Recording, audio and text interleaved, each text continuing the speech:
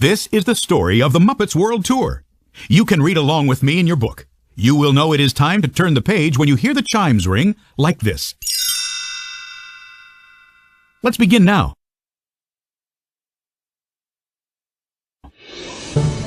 The Muppets were back together again. But what were they going to do next? They met with a tour manager to help them decide. Dominic, bad guy? Fozzie Bear couldn't believe that was really the tour manager's name. Dominic corrected him. It's pronounced bad G. It's French. It means good man.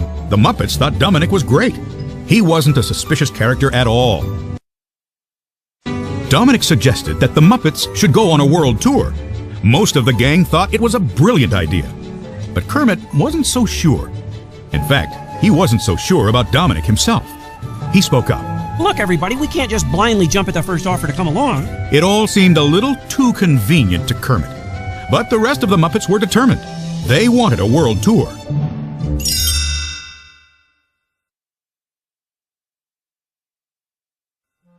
The Muppets set off for Berlin, Germany. Kermit booked their first show at a tiny Berlin cafe. He wanted them to start small, but the Muppets were a little disappointed. They wanted to go big, and Dominic agreed with them. He asked everyone to vote. All those in favour of believing in ourselves, raise your hands. All of the Muppets, except Kermit, raised their hands. Dominic continued. And all those in favour of just giving up? Kermit didn't think of it as giving up, just being realistic. He slowly raised his hand. Can't believe I'm voting for giving up. But the majority won. Dominic found the Muppets a new place to play, the National Berlin Theater. It was bigger than the little cafe, all right. It was huge.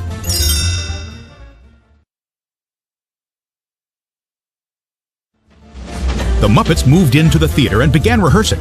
Miss Piggy went straight to Kermit's dressing room. There was something she wanted to talk about right away. Is now a good time to discuss our upcoming European wedding?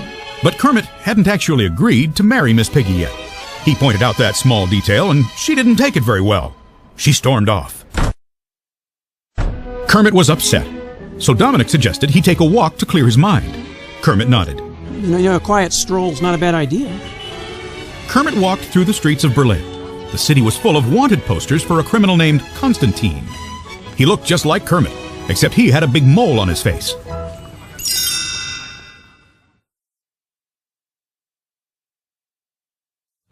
Kermit turned a corner, and then suddenly, there was Constantine in person.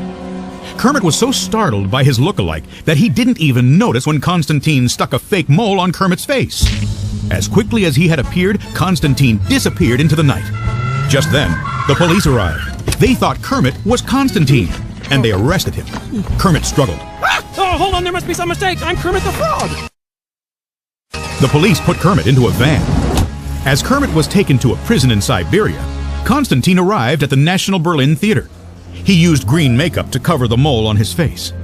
Everyone believed he was Kermit, just as Constantine had planned. Constantine went to Kermit's dressing room, and Dominic followed him in. They were partners in crime.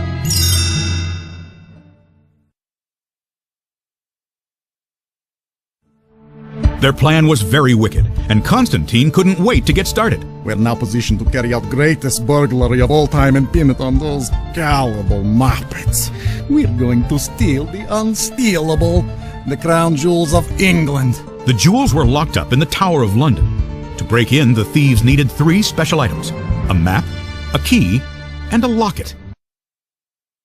The special items were on display in museums around Europe, so Constantine and Dominic were going to use the Muppets World Tour as a cover, while they robbed the museums. When the Muppets opened their show in Berlin, Constantine was ready with his best Kermit impression, but he had terrible stage fright and panicked. Constantine fainted. Luckily, Scooter stepped in and introduced the show.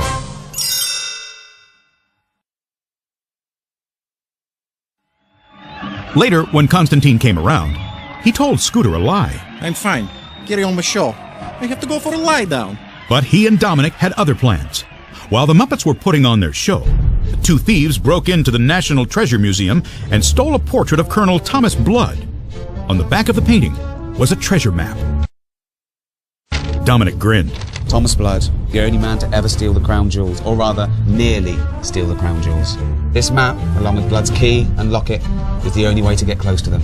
According to the map, Blood's key was in Madrid, Dominic decided that the next stop on the Muppets World Tour would be Madrid, Spain.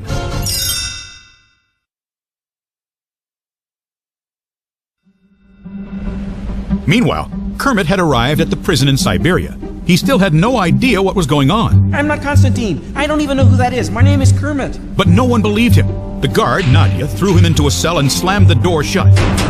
She smiled. Make yourself comfortable. You're going to be here a while. As the Muppets rode the train to Madrid, Constantine and Dominic planned their next move. They were talking about breaking into the Prado Museum when Miss Piggy came into their car. She felt bad about the fight she'd had with Kermit, but as soon as she started talking, Constantine, pretending to be Kermit, snapped at her. Pig, I have question. Am I wearing sign that says bother me? Miss Piggy was shocked speechless. She ran off in tears.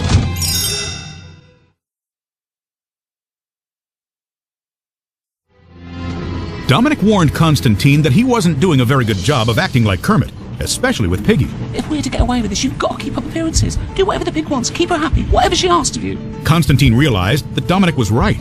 He apologized to Piggy and promised that he would make all her dreams come true. Later, while the Muppets were performing, Dominic and Constantine broke into the Prado Museum and stole Colonel Blood's key. They also found the next clue. Dominic read it out loud. With Colonel Blood's key, the jewels you may set free, but it is Colonel Blood's locket that you will need in your pocket to capture the jewels. Constantine wasn't very impressed. That's it? That doesn't even rhyme. Dominic shrugged. He was a thief, not a poet. Give him a break.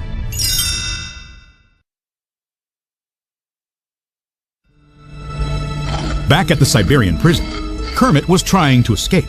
He dug a tunnel with a stolen spoon, but Nadia found it. Stop digging escape tunnel, Frog. How did you know? It's the first escape everyone tries. She took away his spoon. But Nadia wasn't all bad. She believed Kermit when he told her that he wasn't Constantine. She even put him in charge of the prison talent show. The rehearsals had not been going well, but once Kermit took over, the prisoners fell into line. They liked having him in charge. Kermit started to enjoy himself. The Muppets were never this cooperative.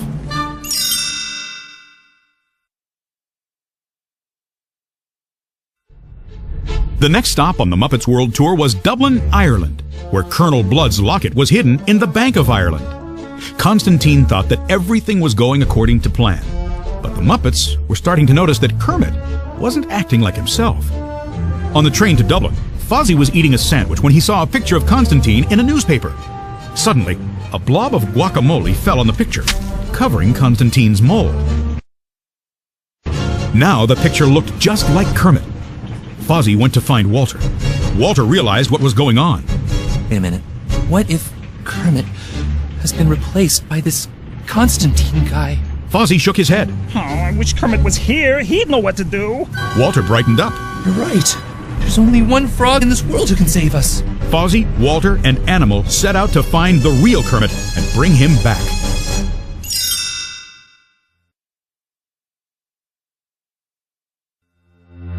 The Muppets arrived in Dublin. While they put on their show, Constantine and Dominic broke into the Irish National Bank.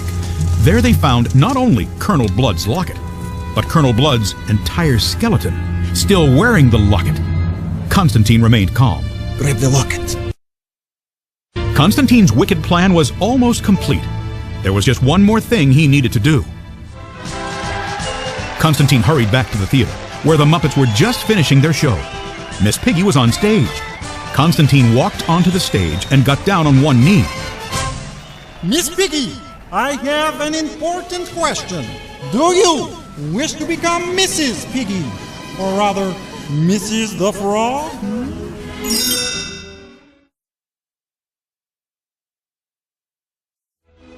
Piggy was so happy. Yes, yes, oh, yes! Constantine turned to the audience and made his announcement. We're putting our tour on hold to be married in 2 days' time at the world's most romantic location, the Tower of London.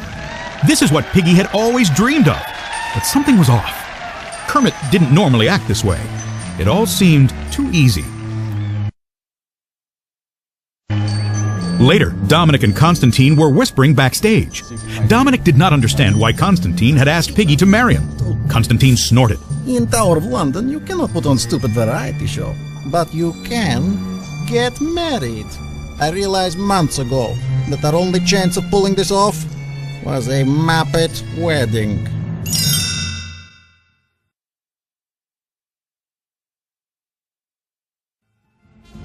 Fozzie, Walter, and Animal finally made it to the prison in Siberia. Kermit was backstage halfway through the talent show. He was very happy to see them. I can't believe you're here. Oh, it's so good to see you guys. Fozzie explained how Constantine had taken Kermit's place. Kermit frowned. Wait, how could you not have noticed that, Fozzie? You mean all this time, no one, not one single person with the Muppets noticed I've been replaced by an evil criminal mastermind? Fozzie shrugged. Sounds worse than it was. Walter shook his head. Oh, that's as bad as it sounds. The friends used the talent show to distract the guards, and they quickly escaped from the prison.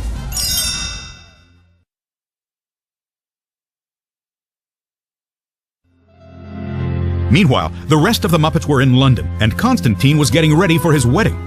During the wedding ceremony at the Tower of London, Dominic would steal the crown jewels. Then, Constantine would set off a bomb to cover up the scene of the crime. The bomb was Piggy's wedding ring. Once she served her purpose, kaboom. It will be bacon for breakfast, and no one can stop me. Kermit, Fozzie, Walter, and Animal hurried to the Tower of London. The ceremony was already underway. Dearly beloved, we are gathered here today to witness the union of this pig and this frog. Kermit rushed in. Piggy, it's me, Kermit. Come on, we have to get out of here. The wedding is off. Miss Piggy was confused. There were two Kermits standing in front of her.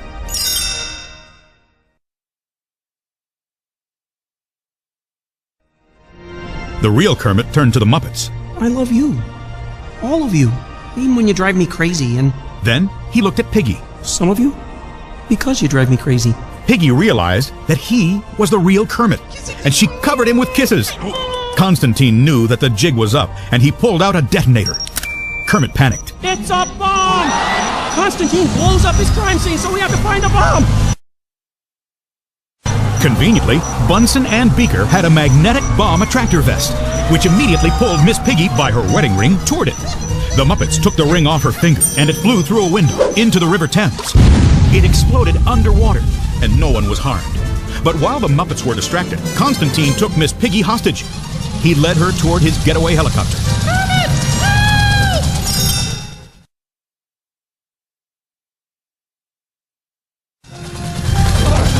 The Muppets ran up to the roof, where they climbed on each other's shoulders and formed a ladder. Kermit climbed up the Muppet ladder and jumped into the helicopter, just as Miss Piggy got herself untied. She karate chopped Constantine and knocked him out. Below them, all the Muppets cheered. Kermit turned to Piggy. Well, guys, I guess you could say justice prevails and love conquers all. The Muppets were glad to have the real Kermit back and be together again.